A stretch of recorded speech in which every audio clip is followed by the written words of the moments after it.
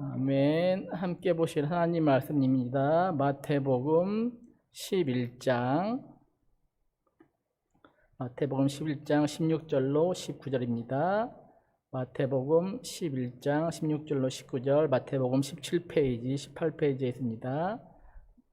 마태복음 11장 16절로 19절 다 같이 읽습니다. 시작. 이 세대를 무엇으로 비유할꼬? 비유컨대 아이들이 장터에 앉아 제 동물을 불러 가로되 우리가 너희를 향하여 피리를 불어도 너희가 춤추지 않고 우리가 애곡하여도 너희가 가슴을 치지 아니었더함과 같도다. 요한이 와서 먹지도 않고 마시지도 아니하며 저희가 말하기를 귀신이 들렸다 하더니 인자는 와서 먹고 마시며 말하기를 보라, 먹기를 탐하고 포도를 즐기는 사람이요 세리와 죄인의 친구로다 하니 지혜는 그 행한 일로 인하여 옳다함을 얻느니라. 아멘. 네, 그 설교를 준비하려고 본문을 정하고 그에 관련된 책들을 읽고 묵상을 하다 보면 그 설교의 양이 너무 많아지는 경우가 종종 있습니다. 이게 뭐 한 번에 그래서 다 할 수도 있지만 다 하려면 그 앞에서 들으시는 분도 들으시는 분이지만 제가 너무 힘들어가지고 나누는데요. 그 오늘 말씀도 2주 전 월요일 새벽기도 때 같은 본문으로 나눴던 본문인데 준비하다 보니 너무 길어서 나머지 반을 오늘 함께 또 나누려고 같은 본문을 정했습니다. 그래요. 같은 본문인데 다른 내용이라는 거죠. 네. 다 아시는 것처럼 예수님이 공생애를 시작하시기 전에 세례 요한이 광야에서 금식하면서 천국이 가까이 왔다는 것을 외쳤습니다. 하나님의 나라가 왔다는 것을. 천국 하나님의 나라는 바로 예수님이었죠. 예수님이 외쳤는데 그냥 하나님 나라만 외친 것이 아니라 바리새인들과 서기관들, 그러니까 당시에 힘께나 쓰던 사람들, 행색께나 하던 사람들, 이른바 존경을 받던 사람들, 그 사람들에 대해서 비판을 하죠. 비판하고 회개를 촉구했습니다. 그러니까 비판받은 쪽에서는 세례 요한의 사역을 두고 미쳤다고 합니다. 뭐 어느 정도 이해가 될 것 같아요. 보통 사람처럼 사람 사이에 살면서 먹을 거 먹고 일상적인 삶을 사는 게 아니라 저기 광야 사람 없는 데 가서 살면서 제대로 먹지도 않고 메뚜기 석청을 먹었다고 그러는데 뭐 건강식을 먹었다는 분들도 있지만 그냥 목숨을 유지하기 위해서 최소한의 먹을 것만 먹고 살았던 사람이에요. 그러니까 기인이죠. 지금 우리로 보면. 그러니까 미쳤다고 그렇게 비판을 했던 것 같아요. 그렇게 그러면서도 힘 있는 사람들 욕하니까 미쳤다는 소리를 했던 것 같아요. 그런데 그 다음 예수님께서 오셔서 이번에는 다르게, 세례 요한과 다르게 사람들과 어울리고 같이 먹고 마시면서 얘기들을 들어주고 나눠주고 하니까 이제는 뭐라고 그러냐면 그러잖아요. 포도주를 즐기는 자요, 먹고 마시기를 탐하는 자요, 세리와 죄인의 친구다. 또 이렇게 또 무슨 말이냐면 그냥 술주정뱅이다. 술이나 퍼마시고 다니면서 뭐 사람들을 저기 인간 쓰레기들이나 어울리는 그런 사람이다. 이렇게 또 비판을 하는 거죠. 그런데 그렇게 세례 요한과 예수님을 비판하던 사람들은 유대 사회에서는 그 사람들 중에 어느 누구보다 하나님 말씀을 잘 알고 하나님을 향한 열심이 있다고 인정받는 사람들이었습니다. 무슨 말이냐면 그들이 세례 요한과 예수님을 비판했던 그 말은 그들 나름대로는 그들의 신앙을 바탕으로 하는 진심이었다는 거죠. 그리고 그들의 행동은 그들 나름대로는 하나님을 사랑하는 방법이었다는 거예요. 그들은 하나님에 대해서 잘 알고 있다고 자부했었고 또 그 누구보다도 하나님을 사랑한다고 했지만 결과적으로 보면 그 유대인들은 잘못된 종교 전통에 눈이 가려져서 예수님께서 그리스도 되심을, 우리를 구원하시러 오시는 구세주 되심을 깨닫지 못하고 천국 복음의 선포에도 불구하고 세례 요한과 예수님을 비난하고 정죄하고 그런 모습들을 보이게 되는 것입니다. 지금 우리는 예수님 시대의 서기관과 바리새인들에 비하면 성경을 잘 모르는 거예요. 물론 우리가 그 사람들보다 성경에 대한 지식들을 훨씬 구하기 쉽지만 그럼에도 불구하고 그 사람들은 우리보다 성경들을 잘 알았어요. 물론 구약에 한정되어 있지만 어쨌든 주어진 성경 말씀에 대해서는 모두 완성하고 있을 정도로 성경을 많이 읽고 잘 알고 있었던 것입니다. 그리고 외형적인 신앙생활도 아주 철저했어요. 물론 율법적이긴 했지만 그들이 삶이 하나님을 생각하지 않는 순간이 거의 없을 정도로 어떤 삶에 있어도 굉장히 신앙적으로 살기 위해서 애썼던 사람들이라는 거죠. 그런데 그 하나님 말씀에 대한 해박함들, 많은 지식들, 그리고 신앙생활에 대한 철저함, 이런 것들이 그 하나님을 향한 것이 아니라 전해져 내려오는 종교 전통으로 바뀌었고, 그래서 그 종교 전통이 그들의 눈과 귀를 닫아버리게 된 것입니다. 그래서 그들은 신앙의 이름으로 하나님의 말씀을 가지고 세례 요한을 배척했고 또 하나님의 말씀을 가지고 예수님을 십자가에 못 박아 버린 것입니다. 그렇게 비교한다면 우리는 그들보다 하나님 말씀에 대해서 잘 모르고요, 그들보다 하나님에 대해서 생각하며 사는 시간도 훨씬 짧습니다. 그 바리새인과 서기관들이 그렇게 열심히 신앙생활 하면서 살아도 잘못된 종교 전통 때문에, 잘못된 성경 하나님에 대한 오해 때문에 하나님의 말씀으로부터 멀어지는데, 그들보다 말씀에 대한 이해도 부족하고 또 신앙생활도 철저히 하지 못한 우리들이 잘못된 진리와 종교 전통에 빠질 확률은 어쩌면 더 높을 수도 있다는 거죠. 그래서 우리는 항상 내가 갖고 온 신앙 전통들이, 그리고 하나님에 대한 지식들이, 그리고 말씀에 대한 이해, 그런 것들이 한계가 있다는 걸 인정하며 살아야 된다고 저는 생각합니다. 무슨 말이냐면 내가 예수님을 믿고 구원받았다는 사실 외에 내가 알고 있는 지식들은 언제든지 틀릴 수 있다고 가정하고 살아야 된다는 거죠. 우리들이 내가 아는 것이 전부이고 그 외에는 물으려고도 인정하려고도 않는다면 어쩌면 나도 메시아를 몰라보고 십자가에 못 박아버린 유대인 중에 하나가 될 수도 있다는 거예요. 유대인들은 성경에 대한 잘못된 이해, 종교 전통이 그들의 눈과 귀를 막았다면, 저는 요즘 우리의 눈과 귀를 막는 것은 여러분들도 매일 어떻게 보면 받아보실 텐데 정말로 은혜로운 말씀, 또 감동적인 이야기, 충격적인 내용, 이런 것으로 여러분에게 쉼없이 쏟아져 나오는 많은 정보들, 이것이 맞는지 틀린지 뭔지도 모르겠는데 막 쏟아져 나오면서 그것들이 우리의 눈과 귀를 막을 수도 있다고 저는 생각합니다. 정말 시간을 주지 않고 우리 들고 있는 전화기 있잖아요. 전화기를 통해서 또 미디어를 통해서 쏟아지는 수많은 신앙에 대한 정보가 오히려 우리의 신앙적인 눈과 귀를 막을 수도 있다고 저는 생각합니다.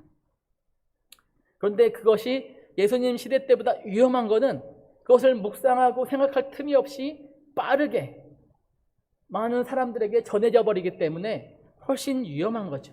정말로 우리가 들고 있는 이 전화기가 잘 사용하면 하나님의 말씀을 가까이 해주고 신앙에 이익을 줄 수도 있지만, 반면에 우리가 분별할 수 없는 그런 싸한 정보들, 어떻게 보면 우리 목사들도 잘 모르겠는 그런 싸한 살짝 비틀어진 정보들이 우리의 믿음을 강화시키는 게 아니라 우리의 종교적 집착이나 종교적 전통을 강화시키는, 그래서 강화시키고 또 신앙이라는 껍데기를 씌워가지고 우리의 관심을 하나님이 아닌 다른 것으로 끌고 가려고 하는 그런 것이 있다는 건데, 그게 바로 저는 사탄의 유혹이라고 생각합니다.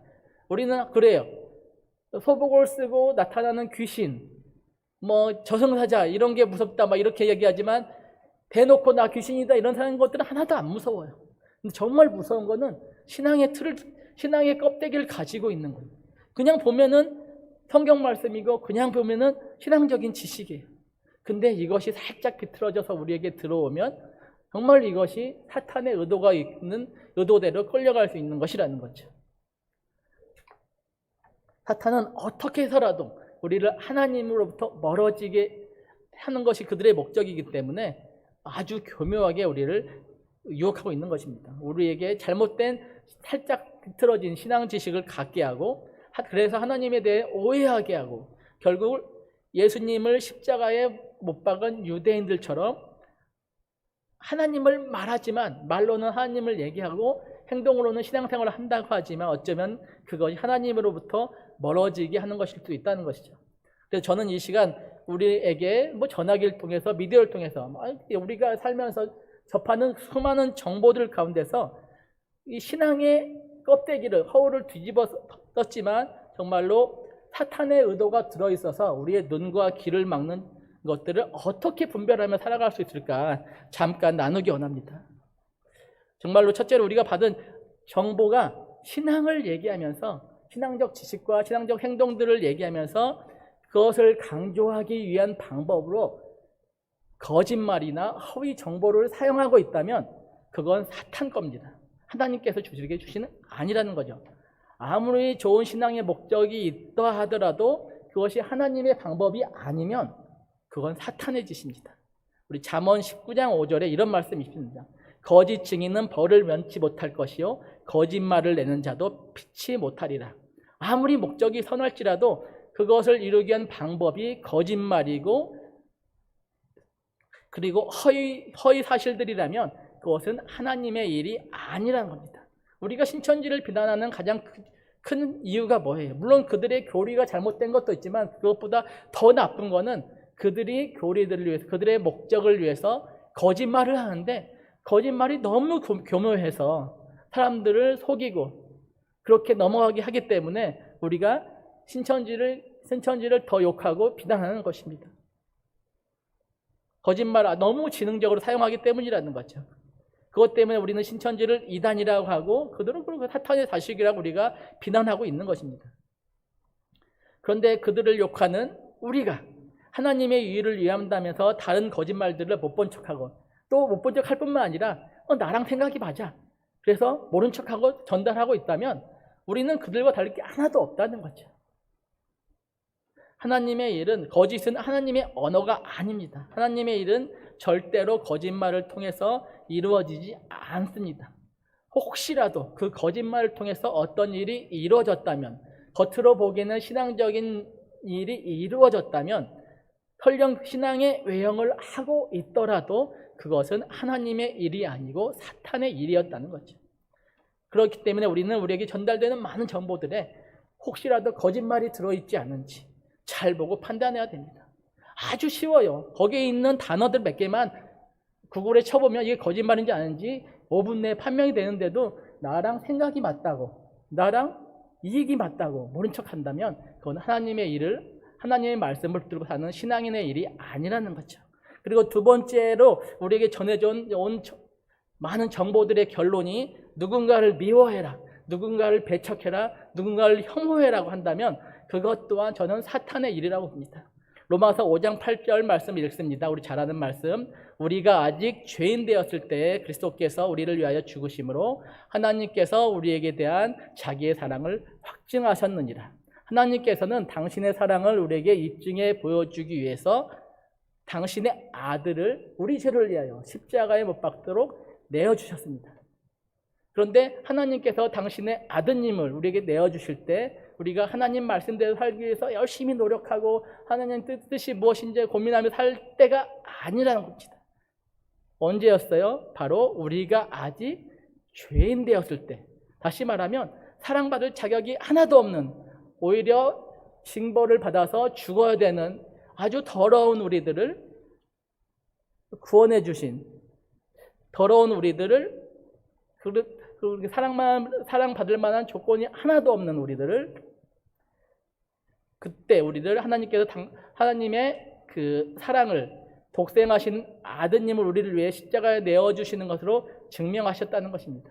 우리가 사랑받을 자격이 없을 때, 오히려 벌 받아서 죽어야 될 때 하나님께서 당신의 사랑을 예수님을 우리에게 보내주심으로 증명했다는 거죠. 그런 성부 하나님, 성자 하나님, 성령 하나님의 그 고통스러운 과정을 통해서 보여주신 구원의 사랑을 받은 우리들은 어쩌면 누구를 미워할 자격이 없는 사람이라는 거죠. 미워해서도 안 되고, 물론 안 되죠. 힘들죠. 누군가를 미워하지 않고 살다 되겠어요? 불가능하죠. 하지만 그렇게 살려고 애써야 되는 사람들이라는 거죠. 그런 우리에게 누군가를 미워해라, 누군가를 배척해라, 누군가를 혐오해라, 이렇게 한다면 그 말을 누가 했든지 간에, 그리고 그것이 아무리 은혜로운 신앙적 언어로 포장되어 있더라도 그것은 사탄의 소리입니다. 왜냐하면 하나님은 사랑이시고 하나님의 소리에는 사랑만 있기 때문이라는 거죠. 그리고 세 번째로 우리에게 전해지는 정보들이 우리에게 두려움과 공포를 주는 것이라면, 그것은 또한, 그리고 걱정을 결과적으로 끼쳐주는 것이라면 그것 또한 사탄의 것이라는 거죠. 사탄은 우리에게 두려움과 공포를 주는 게 목적이에요. 삶에 대한 두려움, 죽음에 대한 두려움, 이것저것에 대한 걱정과 두려움들. 그럼으로써 사탄은 그렇게 얘기하죠. 너희들이 아무리 하나님을 믿어봐라, 삶에 대해서 얼마나 걱정이 많냐, 죽음에 대해서 두렵지, 무섭지, 이렇게 하면서 우리를 위협하는 것이죠. 이단들이 요한계시록을 주로 사용하는 이유가 뭐예요? 요한계시록의 표현들이 명확하지 않고 상징을 사용하기 때문에 그들의 입맛대로 해석해서 사람들에게 겁을 주기가 쉬워요. 아주 좋죠. 그래서 이단의 교주들은 요한계시록을 이용해서 사람들을 겁을 줍니다. 그래서 그 다음에 두려워하는 자들을, 너희들이 그 두려움에서 벗어나려면 나를 따라라, 내 말을 들어라, 이렇게 해서 유혹하는 것이 이단의 수법인 것이죠. 그런데 성경에는 다른 얘기를 합니다. 예레미야 29장 11절입니다. 제가 읽을게요. 나 여호와가 말하노라. 너희를 향한 나의 생각은 내가 아나니 재앙이 아니라 곧 평안이요 너희 장래에 소망을 주려 하는 생각이라. 하나님께서는 바벨론에서 포로 생활을 하는, 너무너무 고통스럽게 살아가는 이스라엘 백성에게 그곳에서도 하나님을 믿고 하루하루 제대로 살려고 노력해라 하면서 예레미야를 통해서, 지금 말씀 예레미야 선지자를 통해서 말씀으로 위로를 하십니다. 바벨론에서 포로 생활을 하고 있는데 그들에게 하나님의 생각은 재앙이 아니라는 거예요. 재앙이 아니고 곧 평안이요, 그리고 너희 장래에 소망을 주려고 한다. 이런 얘기를 바벨론 포로에 있는 백성들에게, 벌을 받고, 지금 쉽게 말하면 벌 받고 징역살이 하고 있는 백성들에게 그런 얘기를 전해주시는 거예요. 하나님께서는 이처럼 심판을 받고 있는 당신의 백성에게도 재앙이 아닌 평안을, 그리고 소망을 주기 원하시는 분이라는 거죠. 그렇기 때문에 우리에게 어떤 정보가 전화기나 다른 미디어를 통해서 전달되면서 우리에게 공포와 두려움을 준다면 그것 또한 하나님께로부터 온 것은 아니라는 거죠. 이단들이 좋아하는 요한계시록도 비록 말세의 시절을 지나는 것이 고통스럽지만 하나님 말씀 붙잡고 예수 잘 믿고 살아가면 평안과 미래의 소망을 줄 것이라고 약속하는 말씀으로 우리에게 주신 것입니다. 우리 담임 목사님 말씀처럼 마지막에 가까웠으니까 예수를 제대로 믿으라고, 똑바로 믿으라고 격려하고 위로하는 책이었다는 거죠. 물론 우리가 하나님을 경외하는 것이, 하나님 말씀에 대한 두려움들을 기본적으로 갖고 경외하며 사는 것이 필요하지만, 근데 그것이 벌 주는 신으로, 심판하는 신으로, 그래서 가까이 갈 수 없는 하나님이라면 그거는 이방신이에요. 우상이에요. 이방의 구약에 보면 이방의 신전들은 너무 크고 웅장했어요. 그리고 아무도 들어갈 수 없었어요.